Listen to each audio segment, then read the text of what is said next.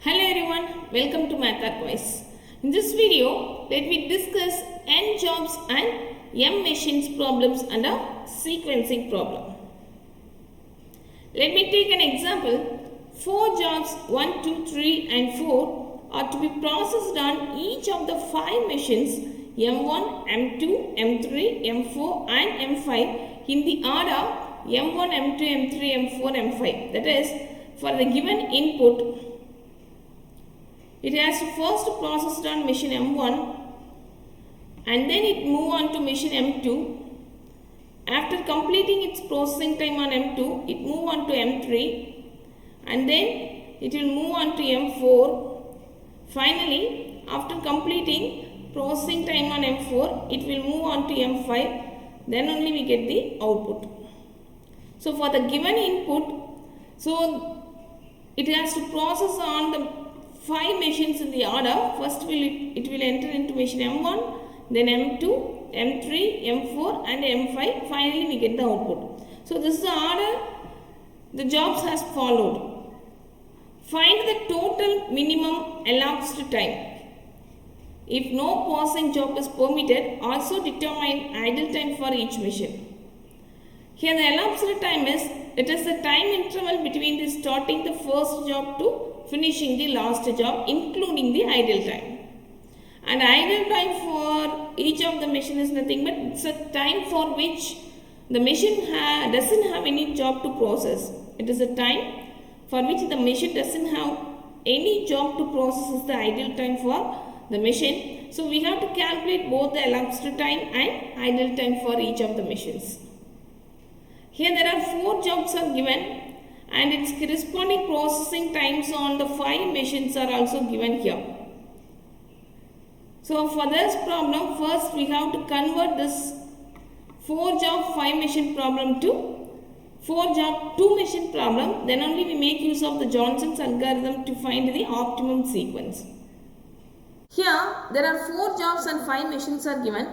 You know already Johnson's method is suitable only for n jobs and 2 machines problem alone. So what we are going to do here is we have to convert this 4 job 5 machine problem to 4 job 2 machine problem, so that we make use of the Johnson's method and we have to find the optimum sequence. So how to convert this 4 job 5 machine problem to 4 job 2 machine problem is, for that it has to satisfy any one of the inequalities. It has satisfies either minimum processing time of M1 is strictly greater than or equal to the maximum processing times of M2, M3 and M4, or the minimum processing time on M5 is strictly greater than or equal to maximum processing times of M2, M3, M4. So if it satisfies any one of these inequalities, then we can convert this 4 job 5 machine problem to 4 job 2 machine problem.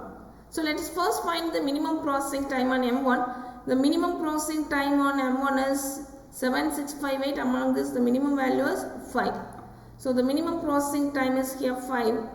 And the maximum processing times on M2, M3 and M4 is, the maximum processing times here is 6. So 5 is not greater than 6, so this condition is not satisfied. Look at the second inequality. Here the minimum processing time on M5. The minimum processing time on M5 is 6.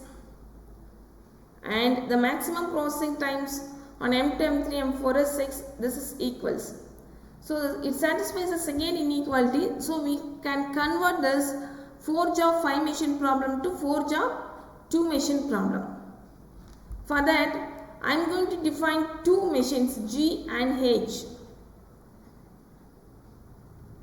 Machine G and machine H, such that machine G takes a processing times of M1, M2, M3 and M4.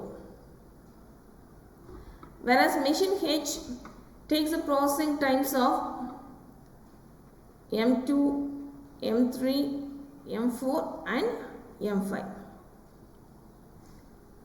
So for these two machines, we have to first find out the processing times. So for machine G, I have to add machine processing times of M1, M2, M3 and M4, that is 7 plus 5, 12 plus 2, 14 plus 3, 17. And for the second job, 6 plus 6, 12 plus 4, 16 plus 5, 21. And for the third job, 5 plus 4, 9, 14 plus 6, 20. And for the fourth job, 8 plus 3, 11 plus 3, 14.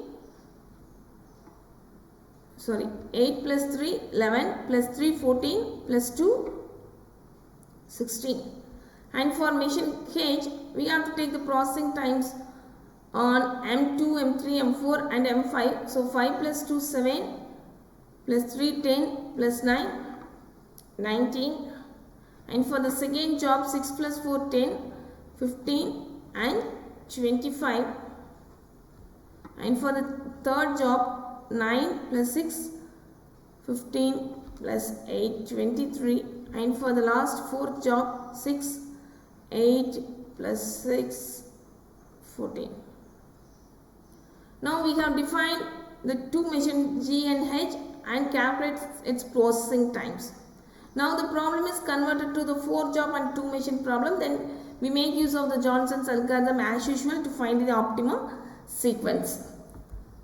So for that, let us first look at the minimum processing times on both machine G and H. The minimum processing time here is 14. This corresponds to job 4 on machine H. So the minimum processing time is 14 hours, which corresponds to job 4 on machine H.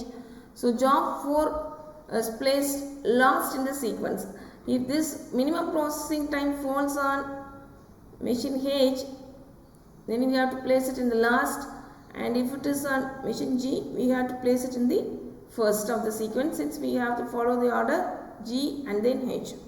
So we have to place job 4, that is job 4 is processed last in the sequence. After this, you delete this for further consideration. Next, look at the minimum processing time from the remaining processing times. Here the minimum processing time is 17 hours. This corresponds to job 1 on machine G. So you have to place job 1 in the first in the sequence. So after this, you delete this. Now here look at the minimum processing times here. The minimum processing time here is 20. This corresponds to job 3 on machine G. So job 3 is placed next to first in the sequence. Next, the only possibility is second job. So you have to place it in the third cell. So this is for the optimum sequence we have to use to find the minimum elapsed time and also the ideal time for each of the machines. So after this, we calculate the elapsed time corresponding to the optimal sequence using the individual processing times given in the problem. For that, now I am going to construct a table, whereas the first column consists of the optimal sequence we have to follow to complete the all jobs with minimum elapsed time. And second column consists of machine M1, third column consists of machine M2, and then fourth machine M3, fifth machine M4, and M5 ideal time here we have to calculate. So the job sequence here we have to follow us in the order of 1, 3, 2, 4. That is what the order we have to find out now. That is 1, 3, 2, 4. So now let all the machines initial starting time is at 0 hour. So the in time of job 1 in machine M1 is at 0 hour, and job 1 needs 7 hours of processing time on M1. So 0 plus 7, that is equal to 7. Next, this timeout, that is timeout of job 1 is the in time of job 3 in machine M1, because job 3 has to wait till job 1 has completed its processing time on M1. So this timeout of job 1 is the in time of job 3 in machine M1 and it needs processing time of 5 hours. So 7 plus 5, that is equal to 12. So at 12 hours it completed its processing time on M1 and it entered into machine M2. Now the in time of job 2 is here is 12 hours because job 2 has to wait till job 3 has completed its processing time on M1. So this timeout of job 3 is the in time of job 2. So 12 hours it entered into machine M1 and it needs a processing time of 6 hours. So 12 plus 6. 12 plus 6, that is equal to 18 hours. So at 18 hours job 4 entered into machine M1 because this timeout of job 2 is the in time of job 4. So at 18 hours job 4 entered into machine M1 and it needs a processing time of 18 plus 8. So that's equal to 26. So at 26 hours it completed its processing time and move on to machine M2. And let me now move on to machine M2. So all the machines start at 0 hours but at 7 hours machine M2 has to wait for a job. So at 7 hours only job 1 entry into machine M2 and it needs a processing time of job 1 needs 5 hours of processing time. So 7 plus 5, that is equal to 12 hours. So at 12 hours job 1 has completed its processing time. So let me first complete machine M2 processing times. Now then at 12 hours job 3 completed its processing time. At 12 hours the machine also completed its processing time for job 1. So the machine becomes free at 12 hours. So job 3 enter into machine M2 directly at 12 hours and it needs a processing time of 4 hours. So 12 plus 4, that is equal to 16. So at 16 hours it completed its processing time but at 16 hours the machine doesn't have any job to process after that because at 18 hours only job 2 has completed its processing time on M1, so it has to wait for 2 hours to get a job. So at 18 hours job 2 enter into machine M2 and it needs a processing time of 6 hours. So 18 plus 6, 24. So at 24 hours it has completed its processing time on M2 and at 24 hours it doesn't have any job to process because the job 4 has completed its processing time at 26 hours only. So it has to wait for 2 hours to get a next job. So at 26 hours only job 4 enter into machine M2 and it needs a processing time of 3 hours. So 26 plus 3, 29 hours. So at 29 hours job 4 has completed its processing time on M2 and then move to machine M3. Now let me move on to machine M3. So all the machines, since I told you already, all the machine time starting time is at 0 hour but up to 12 hours machine M3 doesn't have any job to process. So at 12 hours only it has job to process. So job 1 enter into machine M3 at 12 hours and it needs a processing time on M1 is 2 hours. So 12 plus 2, that is 14 hours.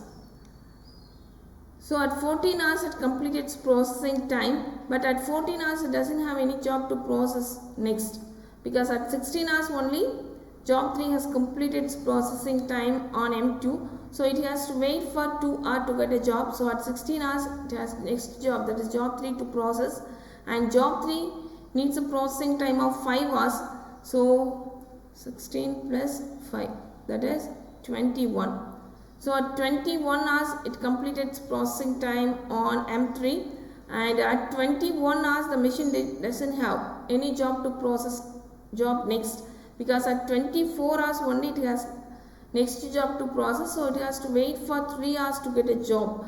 So at 24 hours only job to enter into machine M3 and it needs a processing time of 4 hours. So 24 plus 4, that is 28 hours. So at 28 hours the machine completed its processing time but at 28 hours it doesn't have any job to process because job 4 has complete its processing time at 29 hours only. So it has to wait for 1 hour to get a job. So at 29 hours, job 4 entry into machine M3, and it needs a processing time of 3 hours. So 29 plus 3,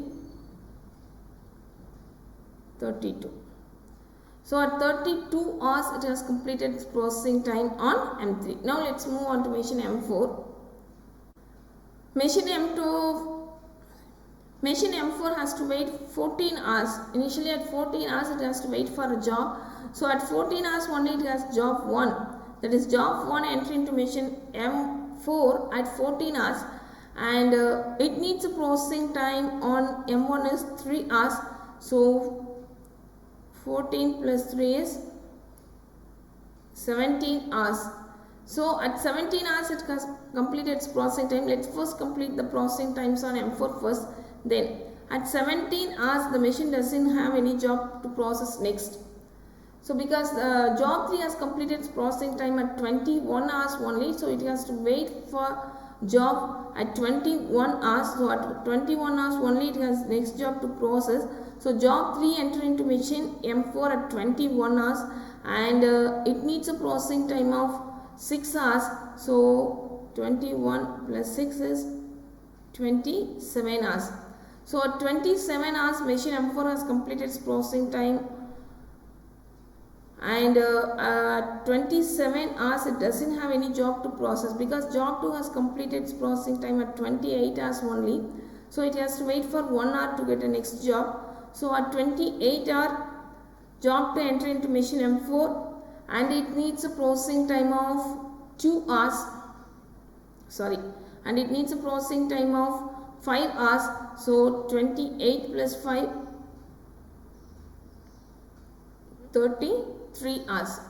So at 33 hours job 2 has completed its processing time on M4, but at 32 hours job 4 has completed its processing time. So it couldn't directly enter into machine M4 because the machine is not free at 32 hours. So this job has to wait in a queue. So the machine becomes free at 33 hours only. So job 4 enter into machine M4 at 33 hours, and it needs a processing time of 2 hours. So 33 plus 2 is 35 hours. So at 35 hours job 4 has completed its processing time on M4. Machine M5 also started initially 0 hour, but it has to wait for 17 hours to get job. That is the job 1 entry into machine M5 at 17 hours, and it needs a processing time of 9 hours. So 17 plus 9,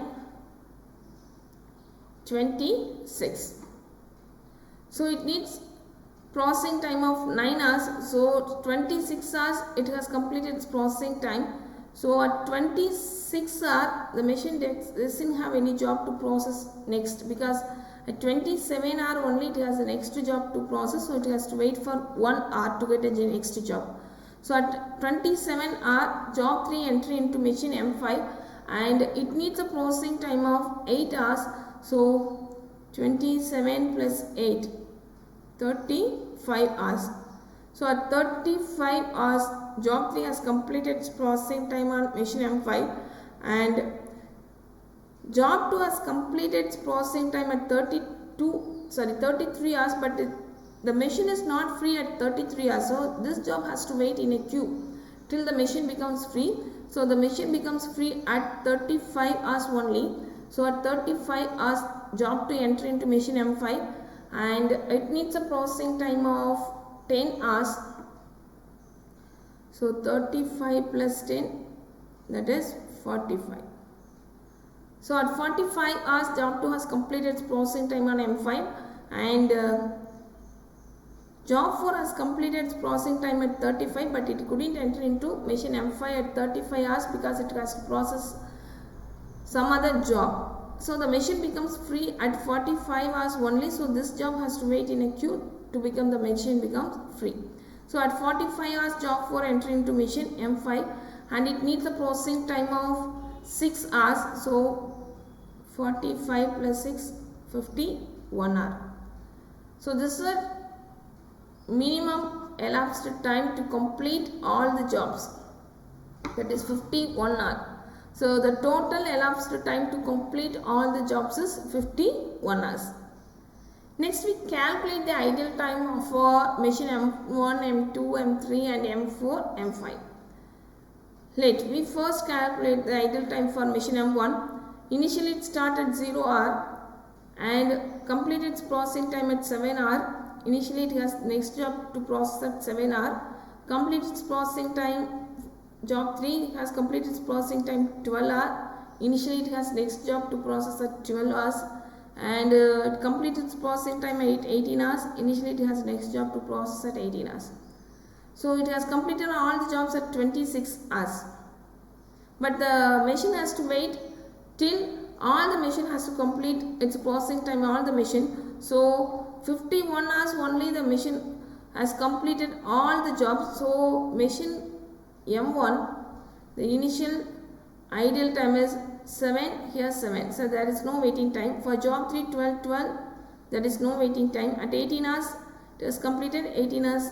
It has next job, so there is no waiting time here. But at 26 hours, it has completed all the jobs, but all the machine has completed its processing time at 51 hours only. So 51 minus 26, that is 25. So the idle time for machine M1 is 25 hours. Next, we calculate the idle time for machine M2. The idle time for machine M2 is, initially it has to wait for 7 hours. So this is the ideal time. Initially it has to wait for 7 hours and then next 12 hours. At 12 hours it has completed its processing time. Immediately it gets a next job. There is no waiting time here. At 16 hours it has completed its processing time, but at 18 hours only it has a next job to process. Here it has to wait for 2 hours to get a next job. So here the difference is 16 2 hours. So that's why there is an ideal time. So at 24 hours it has completed its processing time, but it has to wait for 26 hours. So the difference here is 2 hours. So it has to wait for 2 more hours to get a next job. And then at 29 hours it has completed all the jobs, but this machine has to wait till all the machine has completed all the jobs. So at 29 it has completed it processing time on all jobs, but at 51 hours only all the job has completed on all machines. So it has to wait for the remaining machines to complete all the jobs. So 51 minus 29. So 51 minus 29 is 22. Adding all these values, 22 plus 2, 24 plus 2, 26 plus 7, 33. So the idle time for machine M2 is 33 hours. Next, for M3. For a machine M3, initially it has to wait for 12 hours to get a job. So this is the ideal time, 12 hours. And then next, at 14 hours it has completed its processing time, but it has to wait for up to 16 hours. So 14, 16 difference is 2 hours. So that's an ideal time. So at 21 hours it has completed its processing time, but at 24 hours only it has next job to process. Here the difference is 3 hours. That is idle time is 3 hours here. At 28 hours here it has completed its processing time, but at 29 hours only it has next job to process. Here the idle time is, that is the difference here is 1 hour. At 32 hours it has completed all the jobs, but at 51 hour only all machine has completed its processing times on all jobs. So 51 minus 32. So here the difference is 19. So adding all these values you get 19 plus 1, 20, 25, 37 hours. So the ideal time for machine M3 is 37 hours. Next we calculate the ideal time for M4. So initially it has to wait for 14 hours to get a job to process. So initially it has to wait for 14 hours to get a job, first job. So that is an ideal time. So it has completed its processing time at 17 hours, but at 21 hours only it has next job to process. Here the ideal time is 4 hours. So it has to wait for 4 hours to get a next job. here at 27 hours it has completed its processing time, but at 28 hours only it has next job to process. Here itself it has an idle time of 1 hour. Here it has completed its processing time at 33 hours. So at 33 hours immediately it get a next job to process. Here there is no idle time. At 35 hours it has completed all the job, but it has to wait for the next machine to complete all the jobs. So 51 minus 35. 51 minus 35 is 16. So adding all these values you get 17 plus 4, 21, that is plus 14, 35. So the idle time for machine M4 is 35 hours, and for the last machine, so last machine has to initially wait for 17 hours to get the first job. So that is an idle time, and here it completed its processing time at 26 hours, but at 27 hours only it has next job to process. So it has to wait for 1 hour to get a job, because the difference here is 1. So here at 35 hours it completed its processing time, immediately to get a next job at 35 hours. So there is no idle time here. Here itself at 45 hours it completed its processing time, so immediately it gets a next job to process, and at 51 hours the machine has completed its processing time for all the jobs. So the total idle time for machine M5 is only 18 hours. So the total elapsed time T here is 51 hours, and idle time for machine M1 is 25 hours, and M2 is 33 hours, M3 is 37 hours, M4 is 35 hours, and M5 is 18 hours.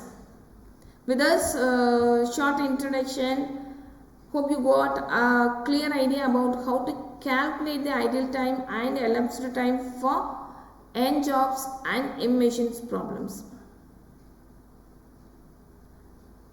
Thanks for watching. See you again in my next video.